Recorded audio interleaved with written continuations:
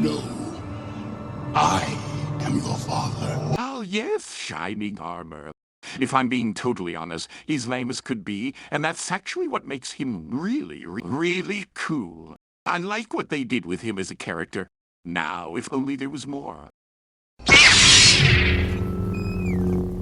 Get your kid ass out of here. Hello, I'm Discord Jedi Knight, and how on earth am I going to make a 10-minute video talking about this guy when there's hardly anything about him in the series to talk about? Let's start from the beginning, shall we?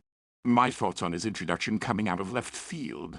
I can't remember the YouTuber that stated this, but the moment they said something, I can't deny how much I 100% agree with them.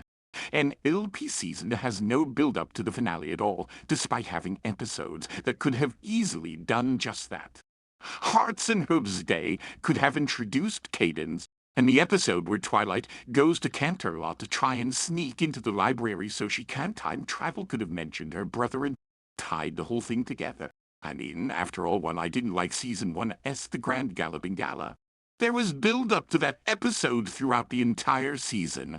It seems like the writers of the show forgot what they were doing for Season 2. Despite it honestly being on fire with non-stop bangers, Season 2 just didn't build up to his introduction at all, making a lot of fans feel like it was forced.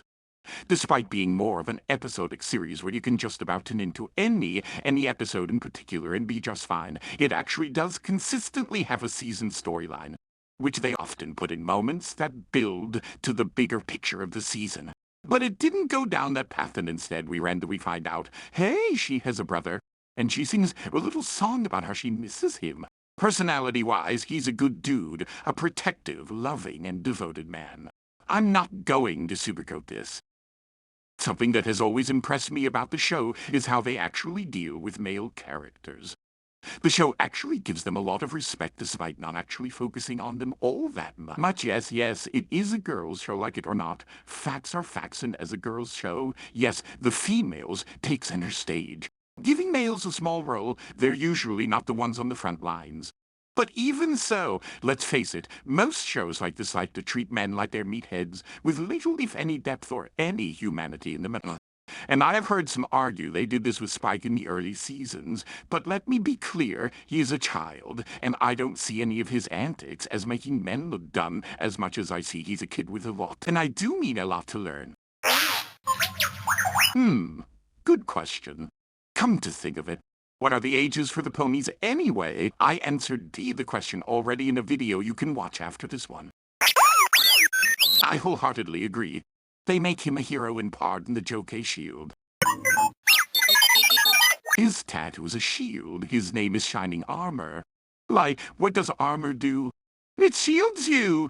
Come on! If I have to explain the joke, it's not funny. I'm not funny, says a bucket of bolts who can tell no joke. Well, I would if you'd stop interrupting me, lol. Fact is, Shining is a garden. I like how they portray him in that light. Yes, he can have his silly moments, but so does his wife. After all, caring for a newborn baby just does that to you.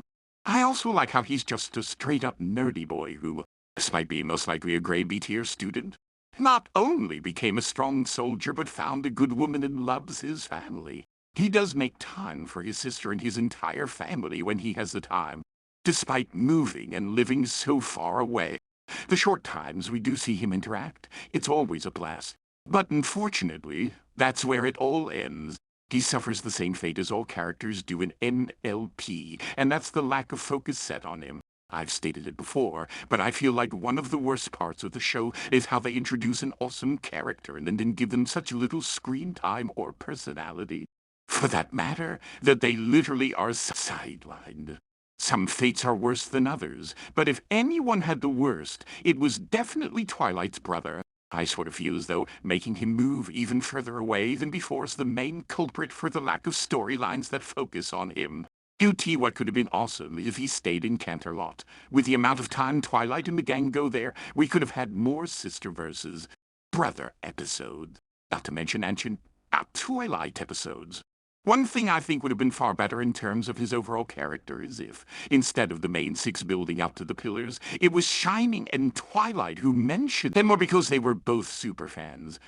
At the same time, I don't like the pillar line because it takes away from Starlight's focus. But if we got this storyline before Starlight shows up, it would have given Shining more to do. And then don't even get me started on the awesome shenanigans he could have gotten into if he got involved in Boys Night, as with Sunburst, but that's another video entirely.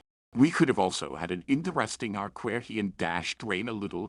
Why, well, because she wants to be a Wonderbolt, which is actually a Pegasus elite top flying group of the Equestrian Guards. So they could have had a lot to discuss in terms of boot camp and training. Imagine a scenario where, due to Dash's cocky attitude, she doesn't care much for the ground forces. Our Shining, tired of her disrespect, puts her through one of the Pony Guard courses and essentially goes through boot camp, ending with Dash learning to be a bit more humble and really appreciating the ground forces, not just the Wonderbolt, thus giving a lesson on how all parts of the team are important. If she got in trouble flying and it was Shining who saved her, HUS, she learns that not only does loyalty go a long way, but it's a two-way street, and she can trust her friends on the ground, giving her the ability to focus on fights in the air. Then later in Battle Royal, we could have seen this play out where Dash doesn't feel the need to fight on the ground, trusting that her friends have got it, and she can beat down the sky foes. This is one of the many ideas you could do with Shining and Dash. All in all, despite how they don't make him the butt of everyone's joke and a downright moron of a character, and instead actually give him proper respect despite the focus not being on him. The fact still remains, much like all of Twilight's family, he gets ghosted into not just a background character, but an irrelevant entity. A shame, because I really think he could have shown how much a big brother can care for a little sis and the importance of family bonds. I know, the show's called Friendship is Magic, but overall, I think we should have more family interactions. At least that's just me. Yes, check out this video here if you want to see why I think we should do that, but with the K-Twins reboot of MLP. Anyway, all in all, he's a C-tier character for me. Sorry, but he just doesn't have the screen time to make him anything more than a good guy. Really wish we could have fleshed out his character a lot more. But in the end, that is Shining armor for you. How lame is that? Thank you for watching this video. Like, share, subscribe, and let me know in the comments down below your thoughts on Shining armor. And with that said, don't forget, my friends, friendship and family are indeed magic.